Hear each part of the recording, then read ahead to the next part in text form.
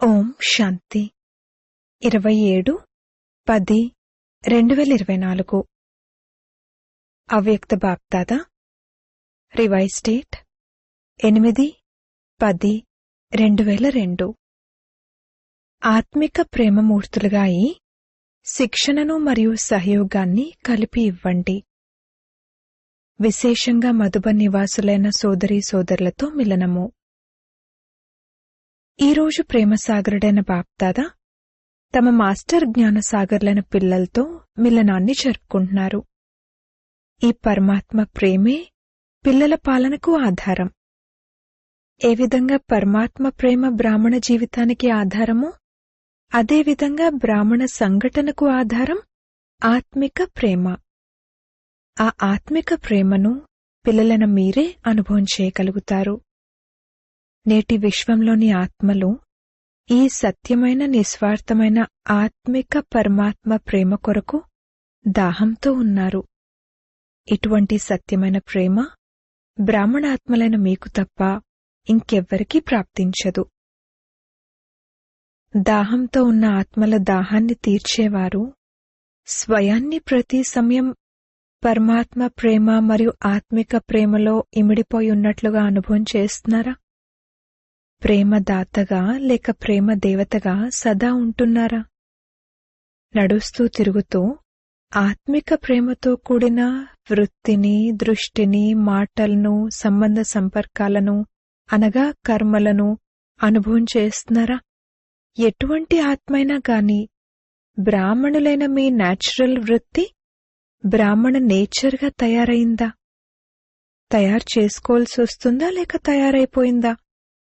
Follow father, follow mother.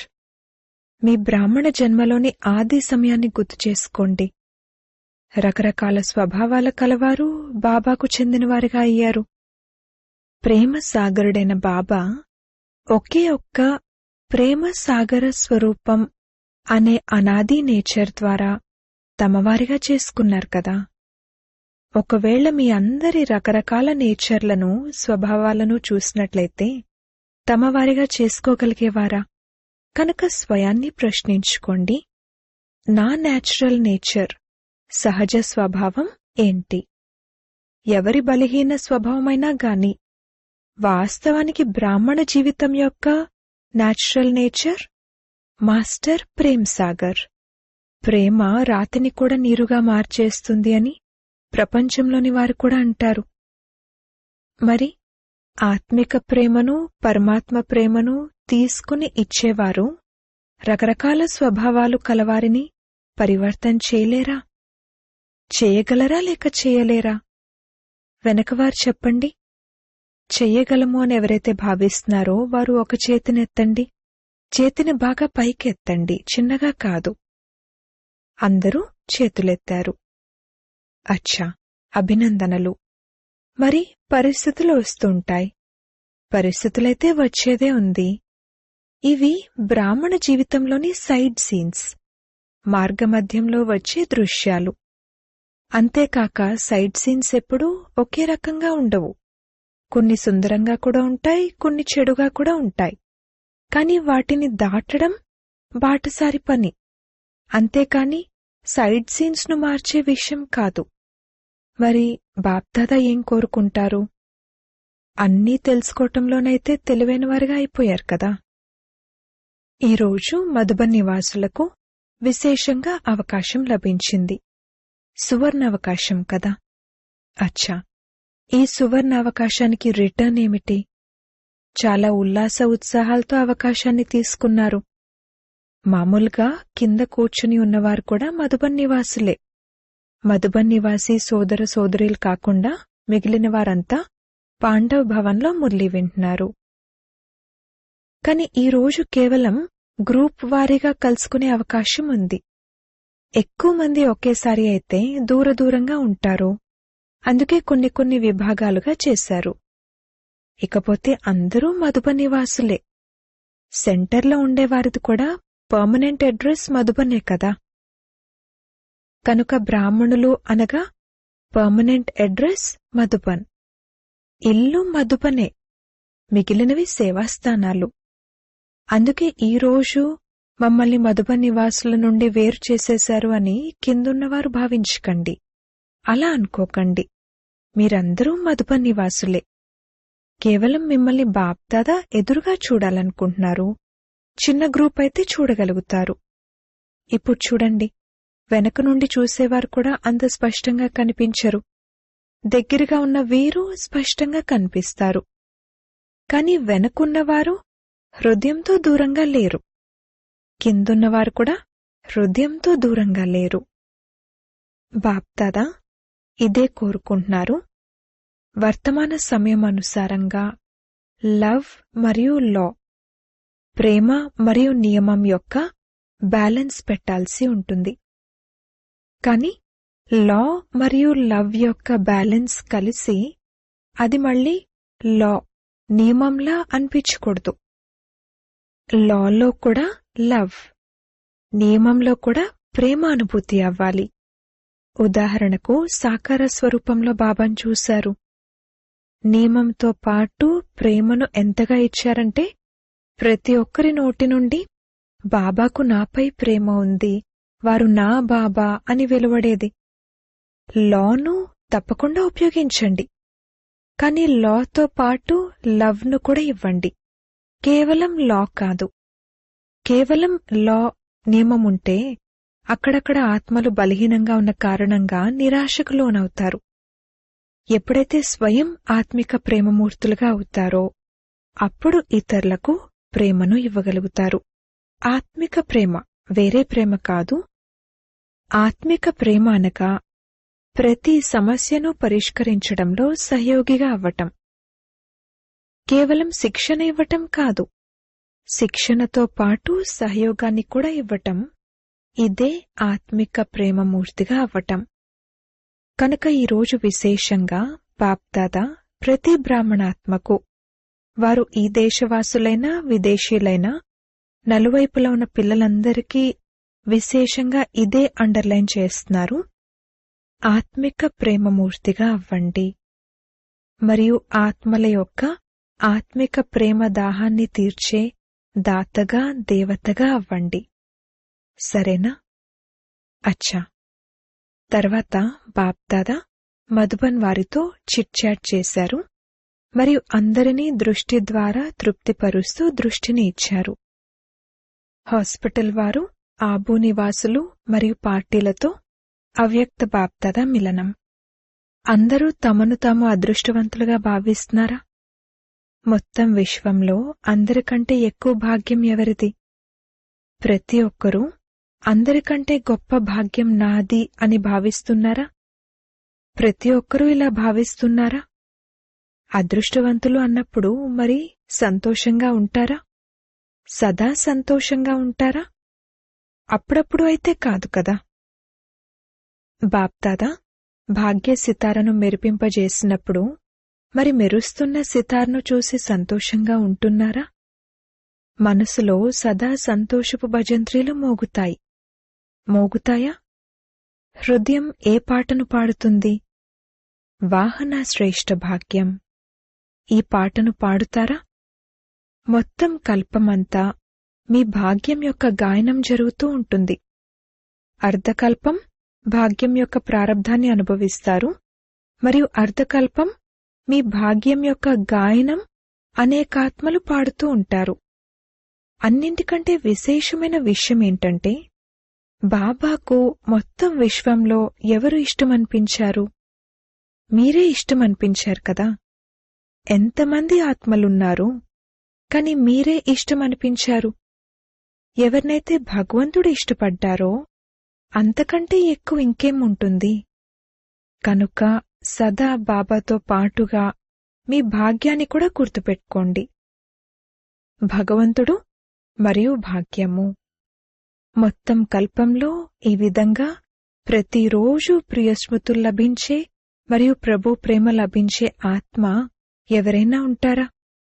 ప్రతిరోజు ప్రియస్మృతులు లభిస్తాయి కదా. అందరికంటే ఎక్కువ ప్రియమైన పిల్లలెవరు? మీరే ప్రియమైన పిల్లలు కదా. కనుక సదా మీ భాగ్యాన్ని గుర్తు చేసుకోవటం ద్వారా వ్యర్థమైన విషయాలు పారిపోతాయి. పారద్రోలాల్సిన అవసరం లేదు, సహజంగానే పారిపోతాయి. ఇప్పుడు వర్తమాన సమయం అనుసారంగా సంగమయుగ సమయపు మహత్వాన్ని అర్థం చేసుకుని ప్రతి క్షణమూ మీ ప్రారబ్ధాన్ని శ్రేష్టంగా తయారు చేసుకుంటూ ఉండండి. ఒక్క క్షణం కూడా వ్యర్థంగా పోకూడదు. ఎందుకంటే ఒక్కొక్క క్షణానికి చాలా ఎక్కువ మహత్వం ఉంది. క్షణం పోయినట్లు కాదు, కాని చాలా సమయం పోతుంది, మరియు ఈ సమయం తిరిగి లభించేది లేదు. సమయం యొక్క పరిచయం బాగా ఉంది కదా, స్మృతిలో ఉంటుందా? చూడండి, ఈరోజు మీ అందరికీ స్పెషల్ సమయం లభించింది కదా. ఒకవేళ అందరూ కలిపి వస్తే కనిపించేవారు కూడా కాదు. ఇప్పుడైతే ఎవరెవరున్నారు అనేది చూస్తున్నాము. అందరూ విశేషాత్మలే. కేవలం మీ విశేషతలను తెలుసుకుని ఆ విశేషతలను కార్యంలో ఉపయోగించండి. డ్రామానుసారంగా ప్రతి బ్రాహ్మణాత్మకు ఏదో ఒక విశేషత ప్రాప్తించింది. ఎటువంటి విశేషత లేనివారంటూ ఎవ్వరూ లేరు. కనుక మీ విశేషతను సదా స్మృతిలో పెట్టుకోండి మరియు దానిని సేవలో ఉపయోగించండి. ప్రతి ఒక్కరి విశేషత ఎగిరే కళకు చాలా తీవ్రమైన విధిగా తయారవుతుంది. సేవలో పెట్టండి, కాని అభిమానంలోకి రాకండి. ఎందుకంటే సంగమంలో ప్రతి విశేషత డ్రామానుసారంగా పరమాత్ముని కానుక. పరమాత్ముని కానుక అనుకున్నప్పుడు అభిమానం రాదు. ఉదాహరణకు ప్రసాదం ఉంటుంది కదా, దానినెవరూ ఇది నాది, నా ప్రసాదం అని అనరు. అది ప్రభు ప్రసాదం. ఈ విశేషతలు కూడా ప్రభు ప్రసాదం. ప్రసాదం అనేది కేవలం స్వయం కొరకే ఉపయోగించడం జరగదు, అది పంచడం జరుగుతుంది. మీరు పంచుతారు. మీరు మహాదానులు, వరదానులు కూడా. పాండవులు కూడా వరదానులు, మహాదానులు. శక్తులు కూడా మహాదానులేనా? 1-2 గంటల మహాదానులు కారు. తెరిచి ఉన్న భాండాగారం ఉండాలి. అందుకే బాబాను భోళా భండారి అంటారు. వారిది తెరిచి ఉన్న భాండాగారం కదా. ఆత్మలకు అంచెలిని ఇస్తూ వెళ్ళండి. బికారులది ఎంత పెద్ద లైన్ ఉంది. మరి మీ వద్ద ఎంతటి నిండు భాండాగారం ఉంది. తరగని భాండాగారం ఉంది. అది తరిగిపోయే భాండాగారమా? పంచటంలో పొదుపైతే చేయటం లేదు కదా. ఇందులో విశాల హృదయంతో పంచండి. వ్యర్థంగా పోగొట్టే విషయంలో పొదుపు చేయండి, కాని పంచటంలో తెరిచి ఉన్న హృదయంతో పంచండి. అందరూ సంతోషంగా ఉన్నారా? అప్పుడప్పుడు కొద్దిగా ఏమైనా అవుతూ ఉంటుందా? ఒక్కోసారి మూడ్ ఆఫ్ అవ్వటం, ఒక్కోసారి మూడ్ చాలా సంతోషంగా ఉండటం, ఇలా అయితే ఉండరు కదా. ఫాలో ఫాదర్ చేయండి. బాబ్దాదా మూడ్ ఆఫ్ చేసుకుంటారా? మరి ఫాలో ఫాదర్ చేయాలి కదా. బాబ్దాదా వద్ద బ్రాహ్మణ పిల్లల గురించి స్పెషల్ టీవీ ఉంది. అందులో అందరి రకరకాల మూడ్స్ వస్తాయి. అవి చూడటంలో ఎంత మజా వస్తూ ఉండొచ్చు. సదా మహాదానులుగా అయ్యేవారి మూడ్ మారదు. దాతలు కదా, ఇస్తూ వెళ్ళండి. దేవతగా అయ్యేవారు అనగా ఇచ్చేవారు, తీసుకునేవారు కారు. దేవత, ఇచ్చేవారు. ఎన్నిసార్లు దేవతలుగా అయ్యారు? అనేకసార్లు అయ్యారు కదా. కనుక దేవత అనగా ఇచ్చే సంస్కారం కలవారు. ఎవరు ఏమిచ్చినా కాని మీరు సుఖం యొక్క అంచెలిని, శాంతి యొక్క అంచెలిని, ప్రేమ యొక్క అంచెలిని ఇవ్వండి. మనుషుల వద్ద ఉన్నదే దుఃఖం, అశాంతి అన్నప్పుడు వారేమిస్తారు? అవే ఇస్తారు కదా. మరి మీ వద్ద ఏమున్నాయి? సుఖశాంతులు. అందరూ బావున్నారు కదా. అచ్చా, మిలనాన్ని జరుపుకున్నారు. మేము వెనక వచ్చాము అనైతే అనుకోరు కదా. స్పెషల్గా వచ్చారు. మధుబన్కు సమీపంగా ఉంటున్నారు. మధుబన్ను మంచిగా చుట్టుముట్టారు. హాస్పిటల్ వారు కూడా సేవ బాగా చేస్తున్నారు. శాంతివన్ వారు కూడా చాలామంది ఉన్నారు. పార్టీ వారు చాలా కాలం దూరమైన తర్వాత కలిసిన పిల్లలు, వీరు కొద్దిమందే ఉన్నారు. అందుకే చాలా కాలం దూరమై తర్వాత కలిసిన పిల్లలు. విదేశీయులు లేకపోతే కూడా శోభ ఉండదు. అందుకే ప్రతి గ్రూప్లో శోభను పెంచేందుకు మీరు మంచిగా వస్తారు. అచ్చా, సేవాదారులతో అవ్యక్త బాప్దాదా మిలనం.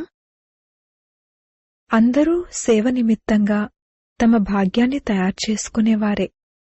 ఎందుకంటే ఆ యజ్ఞ సేవ యొక్క పుణ్యం చాలా గొప్పది. తనువు ద్వారానైతే సేవ చేస్తారు, కాని మనసు ద్వారా కూడా సేవ చేస్తూ ఉండండి. అప్పుడు డబల్ పుణ్యం లభిస్తుంది. మనసా సేవ మరియు తనువు సేవ.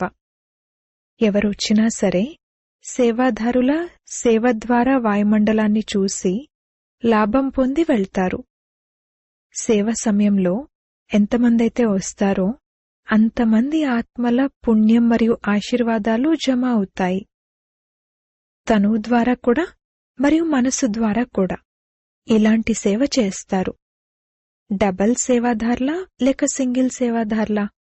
ఎవరు మీరు? డబల్ చేస్తారా?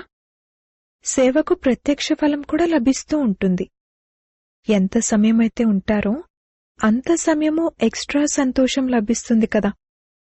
కనుక ప్రత్యక్ష ఫలాన్ని కూడా తింటారు, ఆశీర్వాదాలు కూడా జమ అవుతాయి, భవిష్యత్తు కూడా తయారవుతుంది మరియు వర్తమానం కూడా తయారవుతుంది. పిల్లలు తమ ప్రారబ్ధాన్ని చాలా సహజంగా మరియు శ్రేష్టంగా తయారు చేసుకుంటున్నారు అని బాప్దాదాకు కూడా సంతోషం కలుగుతుంది. కేవలం సేవ సేవ మరియు సేవ అంతే. వేరే ఏ విషయాల్లోకి వెళ్ళకండి. సేవ అనగా జమ చేసుకోవటం. ఎంత సమయమైతే లభిస్తుందో అంత సమయము డబుల్ సంపాదన చేసుకోండి. ప్రత్యక్ష ఫలం కూడా భవిష్య ఫలం కూడా. సేవా అవకాశం కూడా ఆత్మలైన మీకు ప్రాప్తించింది. సేవాదారుల పట్ల బాప్దాదాకు విశేష ప్రేమ ఉంటుంది. ఎందుకంటే బాప్దాదా కూడా విశ్వసేవకుడు కనుక సమానులయ్యారు కదా. మనసును బిజీగా పెట్టుకుంటారా లేక ఖాళీగా పెట్టుకుంటారా? మధువన్ అనగా స్మృతి మరియు సేవ. నడుస్తూ తిరుగుతూ మనసు స్మృతిలో మరియు సేవలో బిజీగా ఉండాలి. అందరూ సంతోషంగా ఉంటారా? అప్పుడప్పుడు సంతోషంగా ఉండేవారైతే కారు కదా. సదా సంతోషంగా ఉండేవారు. మీ సంతోషాన్ని చూసి ఇతరులు కూడా సంతోషిస్తారు. సేవాదారులకు కూడా టర్న్ లభించింది. సంతోషంగా ఉన్నారు కదా. విశేషంగా టర్న్ లభించింది కదా. మధుబన్ వారి నిమిత్తంగా మీకు కూడా సువర్ణావకాశం లభించింది. స్వయం సదా స్వమానంలో ఉంటూ ఎగురుతూ ఉండండి. స్వమానాన్ని ఎప్పుడూ వదలకండి. చీపురుతో ఊడుస్తున్నా కాని మీ స్వమానమేమిటి? విశ్వంలోని సర్వాత్మలలో శ్రేష్ఠాత్మను. కనుక ఏ పని చేస్తున్నా సరే మీ ఆత్మిక స్వమానాన్ని మర్చిపోకండి. నష ఉంటుంది కదా, ఆత్మిక నష. మేము ఎవరికి చెందినవారిగా అయ్యామో భాగ్యం గుర్తుంటుంది కదా, మర్చిపోరు కదా. ఎంత సమయమైతే సేవ కోసం లభిస్తుందో అంత సమయము ప్రతి ఒక్క క్షణాన్ని సఫలం చేసుకోండి. వ్యర్థంగా పోకూడదు, సాధారణంగా కూడా పోకూడదు. ఆత్మిక నశాల్లో ఆత్మిక ప్రాప్తులలో సమయం గడవాలి. అటువంటి లక్ష్యాన్ని పెట్టుకుంటారు కదా. అచ్చా, ఓం శాంతి. వరదానము: స్నేహంలో ఎగురుతూ ఉండడం ద్వారా సదా సమీపతను అనుభవం చేసే స్నేహి మూర్త్ భవ. పిల్లలందరిలో బాప్దాదా స్నేహం ఇమిడి ఉంది. స్నేహశక్తితో అందరూ ముందుకెగురుతూ వెళ్తున్నారు. స్నేహంలో ఎగురుతూ ఉంటే అది తనువు మరియు మనస్సుతో హృదయంతో బాబాకు సమీపంగా తీసుకొస్తుంది. జ్ఞానం యోగం ధారణలో అందరూ యథాశక్తిగా నంబర్వారుగా ఉన్నా కాని స్నేహంలో ప్రతి ఒక్కరూ నంబర్ 1గా ఉన్నారు. ఈ స్నేహమే బ్రాహ్మణ జీవితాన్ని ప్రసాదించేందుకు మూల ఆధారం. స్నేహం యొక్క అర్థం పాస్గా ఉండటం, సమీపంగా ఉండటం, పాస్ అవ్వటం, ఉత్తీర్ణమవ్వటం మరియు ప్రతి పరిస్థితిని చాలా సహజంగా పాస్ చేయటం, దాటివేయటం.